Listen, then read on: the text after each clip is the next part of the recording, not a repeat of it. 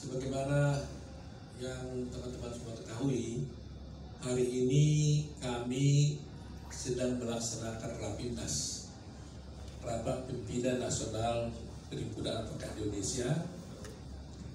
Yang hadir tadi adalah 153 cabang dari 172, karena memang undangan kami ini mendadak, hanya 5 hari langsung kumpul dengan personil yang hadir lebih kurang 800 orang lebih.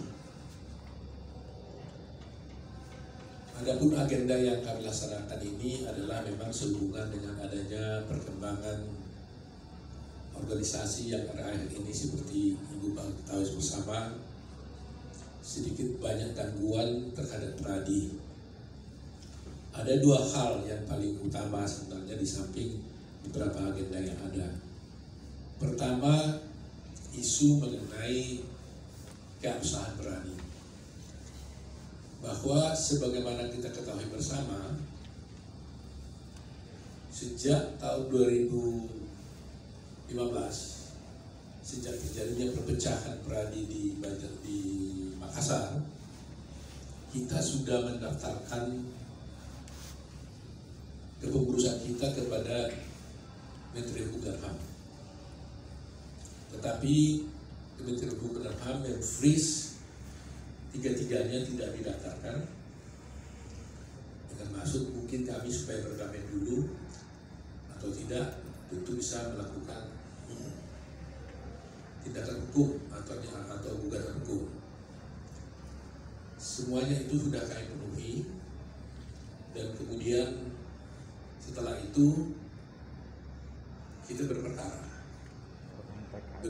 dengan Luhut Pengaribuan, berperkara dengan Junifer Grisang. Perkara kita dengan Junifer Grisang itu statusnya NO. NO maksudnya adalah gugatan tidak dapat diterima, artinya tidak ada produk hukum, ya, karena menurut hakim di sana mengatakan sengketa ini harus diselesaikan melalui Mahkamah Advokat. Padahal Mahkamah Advokat itu tidak ada di dalam PB Pradi. Tetapi di dalam perkaranya melawan Luhut Pengaribuan dinyatakan bahwa Pengadilan Tinggi menyatakan bahwa pradi adalah pradi yang sah, dengan mengatakan bahwa munas yang diselenggarakan oleh pradi yang pada waktu itu terpilih, itu Bahu Juga Yusuf Hasibuan dan Thomas Tanggubolon menjadi sekjen, dengan munas di Banjarbaru dinyatakan sebagai munas yang sah. Dan kemudian pihak Luhut mengajukan kasasi ke Mahkamah Agung, dan kemudian dinyatakan kasasinya Pak Luhut itu adalah ditolak. Dengan demikian berarti bahwa pradi kami yang sah. Tetapi anehnya ketika kami mau mendaftarkan melalui sistem online di Kementerian Hukum dan HAM, tiba-tiba justru masuk adalah pendaftaran daripada pradi Luhut Pengaribuan, yang notabene dia adalah pihak yang kalah.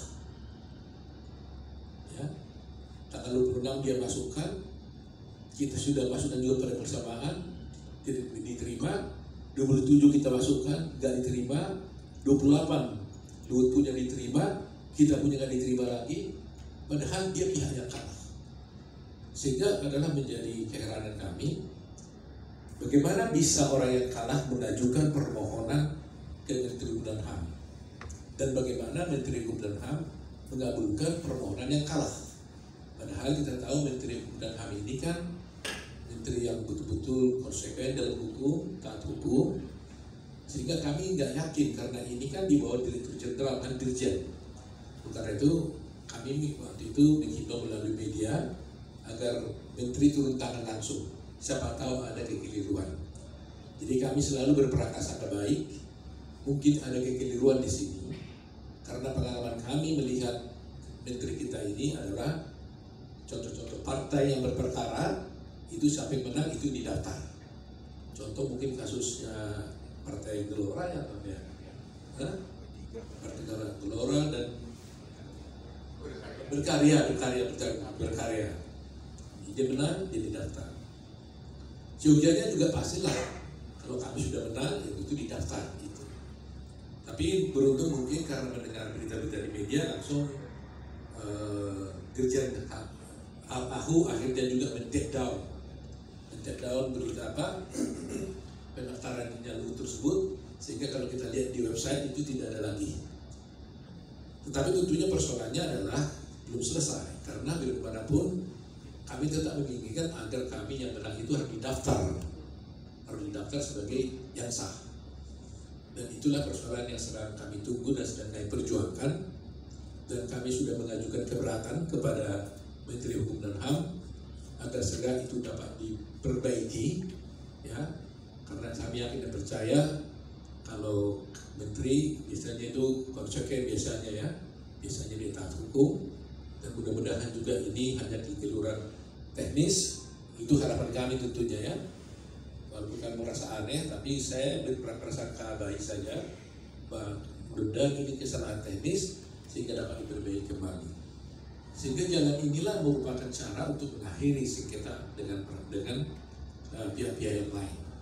Karena kita negara hukum, kita sudah coba menyelesaikan dengan cara musyawarah mufakat, tapi tidak selesai, akhirnya diselesaikan dengan cara hukum.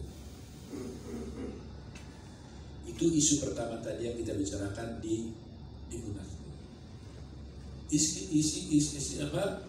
Isu yang kedua yang tidak kalah pentingnya adalah adanya keonaran, kegaduhan yang timbul di beberapa kota yang menyangkut keanggotaan Pradi akibat dari pernyataan Hotman Paris dalam konferensi pers yang dilakukannya beberapa waktu lalu. Terus terang aja itu mengakibatkan keonaran yang sangat luar biasa. Itu sebabnya tadi di rakernas kita juga semua mereka berteriak-teriak, bertanya apa yang terjadi. Nah tentu Anda bertanya, kenapa? Keonaran apa yang terjadi dari pernyataan Hotman Paris? Begini, dan ini sekaligus klarifikasi apa yang Pak Hotman sampaikan di konferensi persnya, yang dengan tegas dikatakan itu adalah fitnah. Kami berapa waktu ini diam terus, fitnah. Kalau mengenai pernyataan Hotman Paris sepanjang mengenai pribadi saya tidak menganggap. Saya selalu konsisten mengatakan, saya tidak menjadi tinggi karena dipuji, saya tidak menjadi rendah karena dihina. Soal pribadi itu masalah buat saya nggak begitu serius. Kalau penghinaan, saya dihina, itu nggak ada serius. Tapi kalau difitnah, tentunya itu masalah serius. Ya. Nah, apalagi fitnahan terhadap organisasi yang mengakibatkan keonaran dan kegaduhan akibat berita-berita bohong. Nah, apa itu? Saya jelaskan satu persatu kalau Ibu Bapak sekalian masih ingat konferensi pers yang dilakukan oleh Hotman Paris. Konferensi persnya itu mengatakan adalah, pertama-tama dia mengatakan Otto Hasibuan adalah melakukan segala cara untuk saya dapat terpilih 3 kali menjadi ketua umum Pradi. Dia katakan saya membuat rapat pleno untuk berubah anggaran dasar, ya, tanpa izin Munas, dan kemudian setelah itu saya menunjuk seseorang yaitu bernama Fauji untuk menjadi ketua umum pada waktu itu, dan kemudian setelah itu saya masuk lagi katanya menjadi ketua umum Pradi. Saya katakan ini pernyataan bohong dan merupakan fitnah, keji buat organisasi Pradi dan sangat mengganggu Pradi. Pernyataan bohong yang pertama adalah saya tidak pernah menggunakan segala cara yang buruk seperti yang dituduhkan. Kedua, saya tidak pernah melakukan rapat pleno seperti yang dituduhkan oleh Hotman Paris. Karena rapat pleno itu, pada zaman itu saya bukan ketua umum Pradi. Itu adalah ketua umumnya adalah Pak Fauji Hasibuan, sekjennya Thomas Tapumolon. Jadi yang menyelenggarakan rapat pleno itu bukan saya, tapi adalah Thomas Tapumolon bersama ketua umumnya adalah Fauji Hasibuan. Tadi kita undang Pak Fauji, tapi kebetulan dia harus pergi antar istrinya ke Kuala Lumpur. Ya. Jadi ini pernyataan yang kedua yang bohong. Ketiga, dia mengatakan saya menunjuk orang Fauji Hasibuan untuk menjadi ketua umum Pradi. Fauji Hasibuan tidak saya tunjuk menjadi ketua umum Pradi, tapi adalah dia terpilih di Munas Pekanbaru. Lawannya pada waktu itu adalah James Kurba dan Frederick yang memegang suara terbanyak. Jadi nggak pernah saya tunjuk. Dan kemudian dia bilang saya masuk ke Pradi. Saya tidak tahu maksudnya apa, tapi saya tidak masuk ke Pradi jadi ketua umum Pradi. Saya dipilih dalam Munas Pradi di Bogor. Ini pernyataan bohong yang pertama. Kalau kita bikin episode ini, episode pertama. Episode kedua yang kami rasakan sebagai fitnah, dia mengatakan begini, Hotman mengatakan, dia tunjuk Faisal Hafid yang di sampingnya waktu itu, yang kebetulan menjadi ketua DPN di mana dia bertuduh sebagai organisasinya. Dikatakan bahwa Faisal Hafid ini dulu adalah bagian PKPA di DPR Pradi. Kemudian saya katanya, kami memutuskan kerjasama dengan Faisal Hafid dalam kerja PKPA. Dan kemudian saya menunjuk mantu saya untuk menjalankan PKPA. Ini fitnah yang keji. Dan menunjuk mantu saya yang berbau uang, katanya bisnis, kira-kira itu saya lupa persis. Jadi seakan-akan ada tendensi bahwa saya menunjuk menantu saya itu dengan tendensi ekonomi. Pertama yang saya ingin katakan adalah Faisal Hafid tidak pernah menjadi pengurus bagian PKPA di Pradi. Waktu itu kedudukannya dia wakil bendahara. Tapi Faisal Hafid memiliki kursus atau pendidikan PKPA sendiri yang bekerja sama dengan Pradi. Dan saya yang memulai itu waktu dia menjadi mulai melakukan penyelenggaraan itu, saya yang memberikan kerjasama dengan dia PKPA. Dan kemudian kami tidak pernah memutuskan hubungan dengan Faisal Hafid. Tapi dia sendiri akhirnya tidak mau memperpanjang dengan kami karena ada sesuatu hal. Saya tidak mau memperburukkan orang lain. Ada sesuatu hal yang belum beres antara hubungan kami. Jadi kami tidak pernah putuskan. Ya. Dan kemudian dia bilang saya menunjuk mantu saya untuk menyelenggarakan PKP. Enggak ada. Dan dia tidak sebut namanya, mantu saya yang mana. Ini sangat merupakan fitnah yang sangat tidak baik. Dan dia sebutkan itu seakan-akan ini ada bisnis apa uang persisnya gitu ya, lupa saya. Jadi ini yang episode yang kedua. Tapi ini saya anggap ini urusan pribadi. Jadi saya tidak begitu mau mempersoalkan lah. Saya hanya ingin klarifikasi saja. Ya, karena itu urusannya dengan saya pribadi kan. Tetapi yang ketiga ini serius. Ini urusan yang berkaitan dengan organisasi. Sampai-sampai kita juga dibicarakan di Rapimnas ini. Hotman Paris mengumumkan ada putusan Mahkamah Agung antara perkara kami dengan Alamsah. Terus terang, kami tidak pernah atau belum pernah menerima putusan Mahkamah Agung yang disebutkan itu sampai sekarang. Dia hanya mendapatkan berita melalui website Mahkamah Agung Yang notabene website ini kan tidak menunjukkan hal yang sebenarnya kan, itu hanya informasi. Selalu ada disclaimer di sana. Tapi dia sudah berani mengatakan dia dapat putusan Mahkamah Agung. Ya. Nah, tapi oke lah, seandainya itu benar putusan Mahkamah Agung ada. Lantas di dalam berita dia mengatakan bahwa dia menuduh bahwa DPN Peradi itu adalah tidak sah. Dia selalu bilang bukan institusinya, bukan Peradinya, tapi DPN-nya. Mengatakan tidak sah. Saya ingin sampaikan tidak ada satupun putusan Mahkamah Agung yang menyatakan DPN Peradi tidak sah. Itu hanya tuduhan biasa. Apakah dia berkesimpulan atau menuduh, itu urusan dia. Tapi tidak ada satupun putusan pengadilan mengatakan DPN Peradi adalah tidak sah. Kemudian dia mengatakan lagi bahwa akhirnya katanya KTA Peradi itu pun adalah tidak sah. Begitu ya Pak Dwi ya? KTA Peradi tidak sah. Kartu advokat Peradi tidak sah. Kemudian setelah itu juga pendidikannya ya dinyatakan menjadi tidak sah. Coba Anda bayangkan akibat daripada pernyataan itu. Seluruh Indonesia menjadi kacau, para advokat. Terjadi keonaran.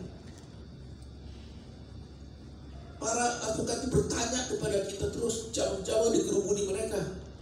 Bagaimana status ini? Bahkan ada mengancam, ini kartu saya bakar aja kalau tidak bisa lagi beracara. Ini dampak yang sangat luar biasa yang terjadi akibat daripada pernyataan Hotman Paris yang tidak benar itu. Sampai ada yang membakar kartunya. Nah, oleh karena itu kami harus menjelaskan kepada masyarakat. Nah, beruntung untuk sampai ada berita di media, benar atau tidak, mengatakan bahwa ada orang advokat Peradi kami ditolak beracara di Jakarta Selatan. Walaupun kemudian kami tahu ternyata tidak seperti itu halnya. Tapi itu dampaknya buruk sekali akibatnya. Beruntung Wakil Ketua Mahkamah Agung Pak Andi Samsudinur yang kebetulan humas daripada Mahkamah Agung menjelaskan bahwa KTA Peradi kami itu laku, bisa dipakai di mana-mana.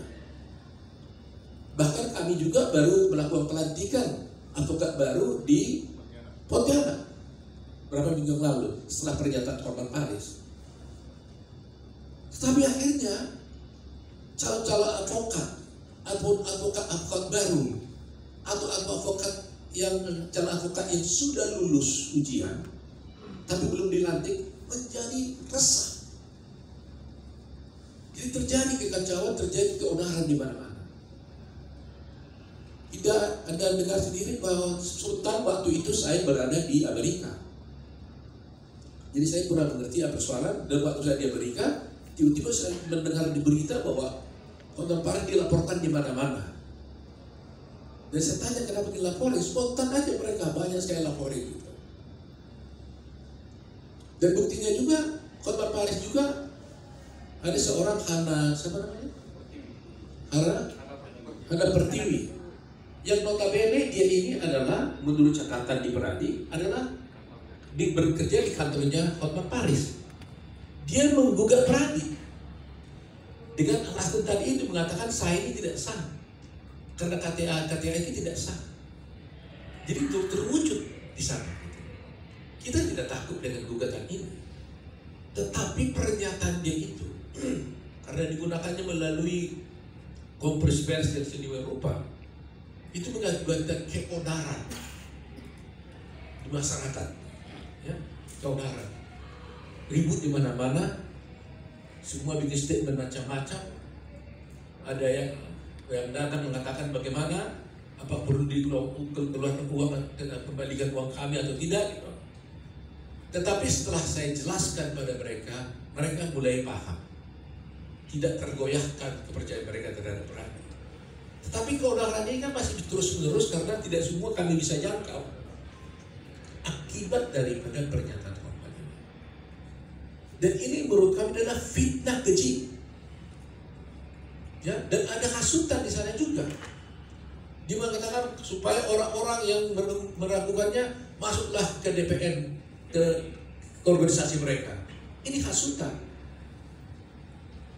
Jadi saya bisa maklumi kalau cabang-cabang itu secara spontan mengajukan laporan-laporan di kepolisian. Nah, ini perlu kami jelaskan terutama kepada seluruh advokat di Indonesia, advokat Poradi dimanapun berada, advokat muda. Saya nyatakan dan saya pastikan bahwa keabsahan Pradi itu, Pradi kami yang saya pimpin adalah sah secara hukum. Bahkan kita sudah menang di Mahkamah Agung. Mengenai soal pendaftaran di Kementerian Hukum dan HAM, tidak mungkin surat Menteri Hukum dan HAM bisa membatalkan putusan Mahkamah Agung. Tapi putusan Mahkamah Agung lah yang mungkin bisa membatalkan surat daripada Kementerian Hukum dan HAM. Itu teori hukumnya. Ya. Dan saya masih percaya, ini adalah hanya keseluruhan teknis. Saya yakin percaya. Mungkin Dirjen ada kesalahan teknis. Tapi harapan saya, mudah-mudahan Pak Menteri bisa mengoreksi ini kembali. Karena di mana-mana pun tidak mungkin orang yang kalah yang didaftarkan. Gak lucu. Yang menang dong tentunya yang didaftarkan. Jadi karena itu, jangan ragu.